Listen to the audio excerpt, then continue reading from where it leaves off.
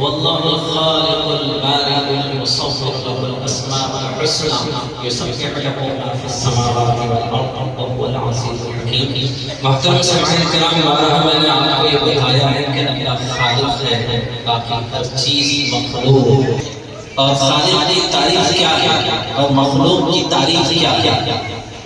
خالق جو چاہے کر سکتا ہے، مخلوق بذات خود اپنی ذات سے نہ کسی کو نفع پہنچا سکتی ہے نہ نقصان پہنچا سکتی ہے. بظاہر آدمی ایک مخلوق ہے، لیکن بذات خود اس کی ذات کے اندر چلانا وہ اپنی ذات سے نہ قوت رکھ سکتی ہے، نہ قدرت رکھ سکتی ہے، نہ اپنی ذات میں وہ طاقت رکھ سکتی ہے، نہ وہ اپنے ارادے سے کسی شے کو نقصان پہنچا سکتی ہے. جب تک کہ اس کو پیدا کرنے والا خالق کا جب تک حکم اس کے اوپر نہ ہو، وہ بذات خود اپنی ذات سے کسی کو نقصان نہیں پہنچا سکتا. جب وہ چاہتا ہے تو اس کی حقیقت کو بدل دیتا ہے، کبھی اس کی صفت کو بدل دیتا ہے.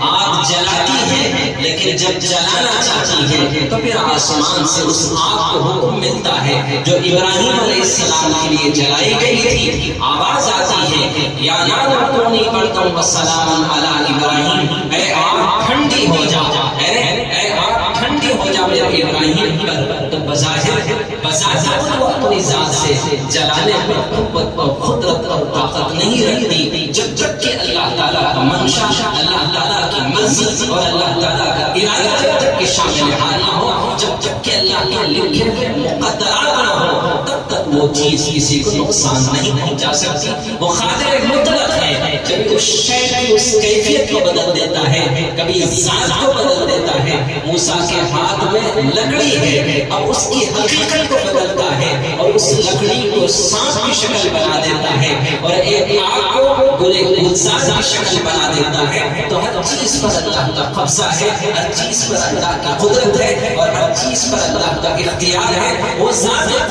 مختار کل ہے، اختیار رکھتا ہے.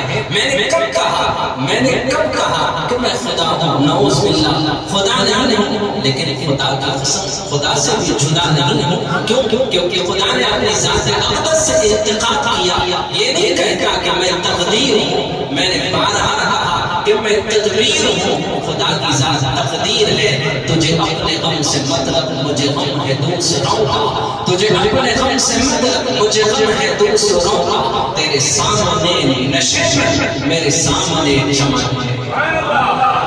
تھوڑے سے درد آ جاتے ہو، بیماریاں آ جاتی ہو، پریشانیاں اور مصیبتیں اور غم آ جاتے ہیں، خدا اپنے آپ کو بھول جاتے ہو، اطراف کے ماحول اور معاشرے کو بھول جاتے ہو. خدا کی قسم، خدا جب آزماتا ہے وہ امتحان لیتا ہے. آزماتا بھی ان کو ہے اور امتحان بھی ان کو لیتا ہے جن کو اپنا قرب عطا کرنا چاہتا ہے. بیماریاں کیوں آتی ہیں؟ ایک صحابی رسول ہے، رات کے کسی حصے میں نیند سے وہ بیدار ہوئے اور اپنی اہلیہ صاحبہ جو پہلو میں سوئی تھی انہیں جگایا اور کہا کہ پینے کے لیے پانی لے آیا. وہ اٹھی، پانی تلاش کی، لیکن گھر میں پانی نہیں تھا. فوراً کھڑا دی، جنگل پہنچی اور کیا کہتے ہیں کنویں کے قریب پہنچی. نہ وہاں پر کوئی رسی نہ ڈول، بغیر سیڑھیوں سے نیچے اترتی ہے، کنویں سے پانی لیتی ہے. اتنے بڑے مجاہدے کے بعد جب واپس لوٹ کر گھر میں داخل ہوتی ہے تو شوہر کو آنکھ لگ گئی. وہ پیالے میں پانی لیے سرانے کھڑے ہوتی ہے. نیند سے جگانا بے ادبی سمجھتی ہے، نیند خراب کرنے کو کیا کہتے ہیں بے ادبی سمجھتی ہے. اس لیے سرانے پیالے میں پانی لے کر شوہر کی کھڑی ہے اور انتظار کرتی ہے کہ جس وقت وہ نیند سے بیدار ہو جائے ان کی خدمت میں پانی پیش کر دوں. یہاں تک کہ صحابی رسول کی تہجد کے وقت آنکھ کھلتی ہے، اپنی اہلیہ کے سامنے پانی کا پیالہ لے ہوئے کھڑے.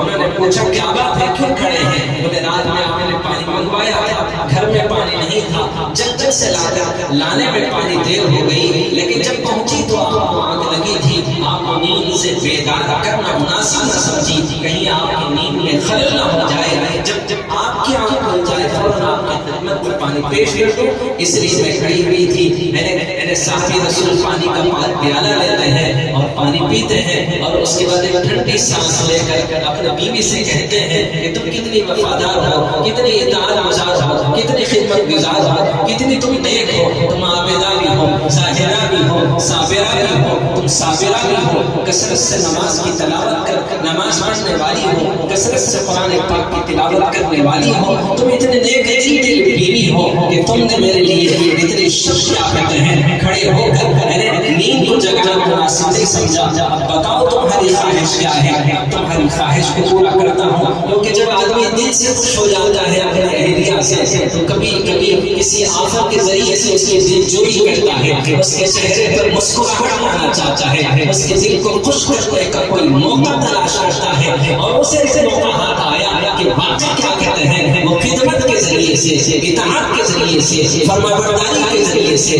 اپنے شوہر کے دل کو جیت لیتی ہے۔ تو ہم تو بغیر کسی محنت کے کیا کہتے ہیں دل جیتنے کے لیے تعویذ پلیتوں کے پیچھے بھاگتے رہتے ہیں۔ عملیات کی دنیا میں جادوگروں کے چکروں میں کتنی ایسی خواتین ہیں شوہر کو اپنا گرویدہ بنانے کے لیے، شوہر کو اپنی مٹھی میں لینے کے لیے حیض و نفاس کے کپڑوں کو رات کی شکل بنا کر نیوالوں میں کیا کہتے ہیں اسے چلا کے اسے گرویدہ بناتی ہے۔ کتنے ایسے کیسے 25 سال میری خدمت میں لیکن میں کسی کی کیا کہتے ہیں برائی نہیں کر پاؤں، کیونکہ ایک معاشرہ ہے اس برائی کے توبہ کر لے تو آخرت میں پھر نجات ہے، ورنہ دنیا بھی تباہ ہے اس کی آخرت بھی تباہ ہے۔ ایسا نہیں، خدمت اور اطاعت اور محبت کے ذریعے سے دل جوئی کی جا سکتی ہے۔ اللہ کے نبی صلی اللہ علیہ وسلم نے بھی اپنی بیٹی فاطمہ سے بھی یہی کہا کہ فاطمہ جتنا ہو سکتا ہے علی کا کام خود کر لیا کرو، اس سے آپس میں محبت میں اضافہ ہوتا ہے۔ ایک دن علی گھر میں داخل ہوئے اور کہا کہ فاطمہ ابا جان کے پاس غلام تقسیم کیے جاتے ہیں، دن بھر کام کرتے کرتے کپڑے خراب ہوتے ہیں، مشکل سے پانی لاتے لاتے ہاتھوں پر نشانات آ رہے ہیں، کام کاج کرتے کرتے تھک جاتی ہو، جاؤ ابا جان سے غلام تقسیم ہوئے غلام لے آنا تاکہ تمہارے گھر کے کام کاج میں تھوڑی سی مدد مل جائے۔ چھپ کے فاطمہ چلتی ہے، ابا حضور کے دربار رسالت میں پہنچنے سے پہلے کیا کہتے ہیں غلام تقسیم ہوتے ہیں۔ حضور صلی اللہ علیہ وسلم فاطمہ کے زلفوں کی آہٹ کو مسجد کی طرف آتا ہوا دیکھ لیا، پھر واپس جاتا ہوا آپ نے دیکھا، پھر مسجد نبوی سے نکلے اور فاطمہ کے گھر پہنچے اور کہا کہ فاطمہ کیوں آئی تھی پھر واپس کیوں گئی؟ میرے علی نے کہا کہ آپ کے پاس غلام بن رہے تھے تو ایک آدھ غلام لے آیا تاکہ گھر کے کام کاج میں کیا کہتے ہیں تھوڑی سی مدد ہو جائے گی۔ تو حضور نے فرمایا بیٹی فاطمہ غلام سے بہتر چیز تمہیں دوں؟ تو بیٹی نے کہا جان آپ جو بہتر ہو سکتا ہے میرے اپنے جس میں بہتری ہے آپ کو مجھے دے سکتے ہیں۔ بولے بیٹا غلام سے بہتر چیز تمہیں دیتا ہوں، وہ یہ ہے کہ فجر کی نماز کے بعد اور عصر کی نماز کے بعد سبحان اللہ الحمدللہ 33 مرتبہ اور اللہ اکبر 34 مرتبہ پڑھ لیا کرو، یہ غلام سے بہتر ہے۔ مطلب یہ ہے کہ گھر کے کام کاج خود کرنے کی اللہ کے نبی صلی اللہ علیہ وسلم اپنے بیٹی کو کیا کہتے ہیں سبق دے رہے ہیں اور اپنے بیٹی کو اپنے شوہر کی خدمت کا جذبہ عطا کرتے ہیں اور کہتے ہیں کہ شوہر کی خدمت کرنا بھی عبادت ہے۔ تو کہنے کا مطلب یہ ہے کہ آج ہم اس کے چہرے پر حسرت مسکراہٹ دیکھنا نہیں چاہتے ہیں، تعویذ پلیتوں کے ذریعے سے گرویدہ کرتے ہیں اسے اپنے مٹھی میں پھنسانے کے لیے۔ عملیات کی دنیا میں در در کے ٹھوکریں کھاتے پھرتے ہیں، جادوگروں کے چکروں میں محنت کی کمائی گھروں میں چوری کر کر کے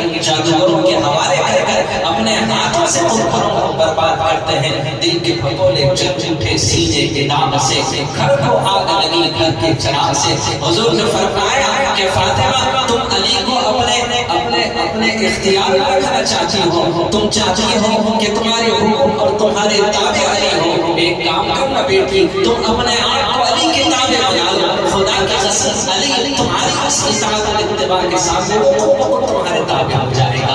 اس لیے حضور صلی اللہ علیہ وسلم کی اس حدیث کی روشنی میں لوگوں سے کہتا ہوں کہ تعویذ پلیتوں کے ذریعے سے اپنے شوہروں کو گرویدہ بنانا بلکہ قانی بن کر زندگی گزارنا، خدا کی قسم وہ غلام بن کر زندگی گزارے گا، وہ اطاعت اور اتباع کے ساتھ ساتھ ہے اپنے آپ کو فرما برداری میں اگر ڈالنے کی تو پھر شوہر مجبور ہو جائے گا۔ اس نے اللہ سے قرآن میں مجسم بن جا، تجھ کو ابلیس بھی دیکھے تو مسلمان بن جائے۔ تو صحابی رسول خوش ہوئے اور اپنے بیوی سے کہا کہ مانگو، تم کیا مانگتے ہو، آج تمہاری خواہش پوری کی جائے۔ اگر اس زمانے میں